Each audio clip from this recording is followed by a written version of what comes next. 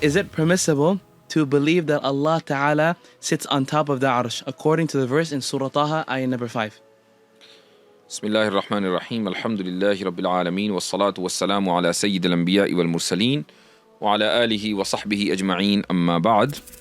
Faqad qala Allahu Ta'ala, Ar-Rahmanu al-Arsh istawa. This ayah comes a few times in the Quran.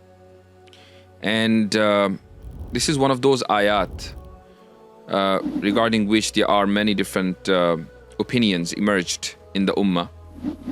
And especially some individuals in the Ummah, and not only individuals, some sects, they determine other people whether they belong to Ahlus Sunnah wal Jama'ah on the basis of their understanding of this ayah. So it's a very important one. In short, I would say that it is not permissible to believe what the person asked. I think he said, is it permissible to believe that Allah sits on the arsh? Well, the word istawa does not mean to sit. Okay, so if somebody says that Allah is sitting on the arsh in the light of this ayah, he is mistranslating the ayah, or he is distorting the meaning of the ayah.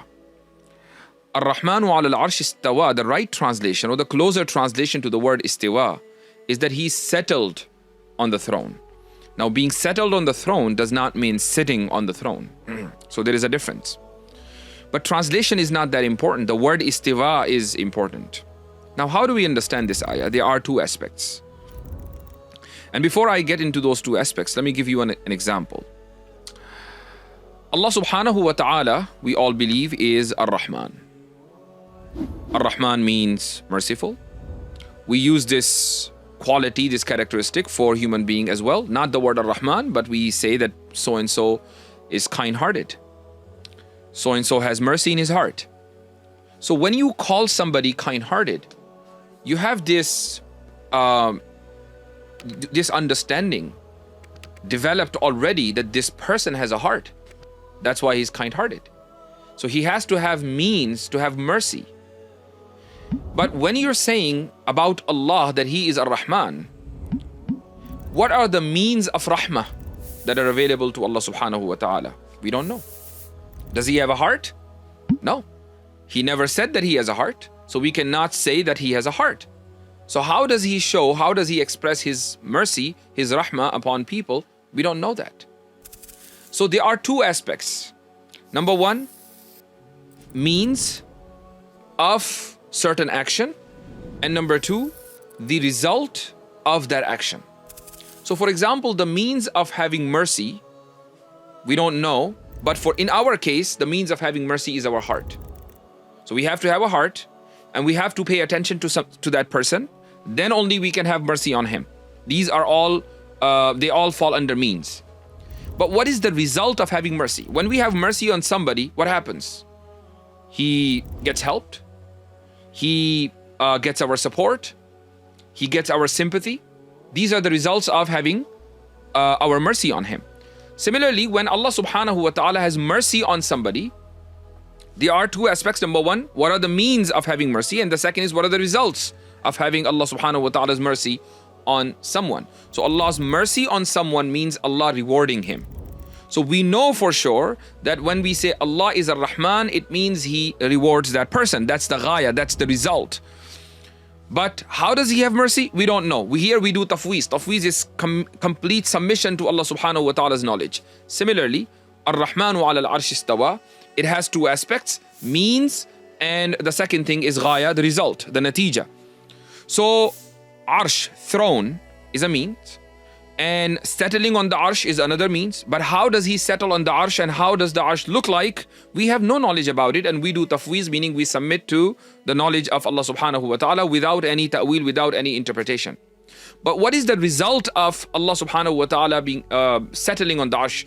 The result is that Allah azza wa jal enforces and implements His rulings in His creation. Allah subhanahu wa ta'ala manages the affairs of all worlds. So just like any king, a king, when he sits on the throne, what does he do from there? He manages the affairs of his kingdom. So Allah subhanahu wa ta'ala, being mustawi ala al-arsh, is actually managing the affairs of the universe. So this is the ghaya of Ar-Rahman wa ala al-Arsh istawa.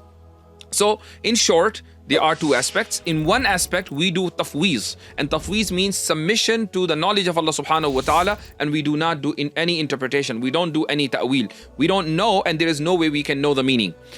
And the second, which is the result of settling on the arsh, is that Allah subhanahu wa ta'ala manages the affairs of the universe. And we know that. So that's how we understand this ayah. I hope that, help this person, inshallah. Absolutely, absolutely. And Musab, one question that may come up is that some people bring up, well, if they're saying he sat or settled, as you were saying settled, but this person incorrectly used sit, they would say that where was he before? Kind of before Allah Ta'ala created the arsh. So there is an ayah, وَكَانَ عَرْشُهُ عَلَى الْمَاءِ, right? So Allah subhanahu wa ta'ala says that his arsh was on the water, which was, when was it? It was before the creation of this earth. So there was water. Before the creation of land, there was water. So Allah subhanahu wa ta'ala his arsh was on the water. Does it mean that it was floating, in the ocean and he was sitting there? It was like a boat? No. See, this is what I said. When I explained the ayah, Ar-Rahmanu ala al-arsh istawa, and the result of the ayah, the natija, the ghaya of the ayah, the purpose of the ayah, is to show that Allah subhanahu wa ta'ala manages the affairs of the universe. So being settled on the arsh means he was settling the affairs. So when his arsh was on the water, he was managing the affairs of the water, because the land was not created. When the land was created, he started managing the affairs of the land as well.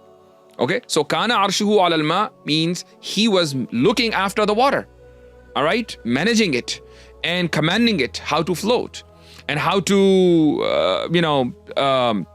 you can say how to give its tides.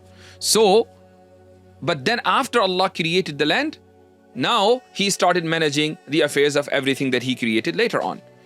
As for that question, where was his arsh, or where was he before he created the arsh? Right? Allah subhanahu wa ta'ala is la makan. When we say la makan, it means that he does not occupy any space. So the question, where was he or where is he, is a fallacy. Because when you're asking somebody, where are you? It means I have this understanding about you that you occupy a certain space. You're in a space. I just want to know the location in that space. So when you ask the same question about Allah subhanahu wa ta'ala, where is he? It means you're saying Allah Azza wa Jal occupies some space. You just want to know the location. Allah Azza wa Jal doesn't occupy any space. Therefore, any question about where or when, if it is about Allah Azza wa Jal, is a fallacy, and that is a wrong question. So this question can never be asked. Where was he before he created the arsh?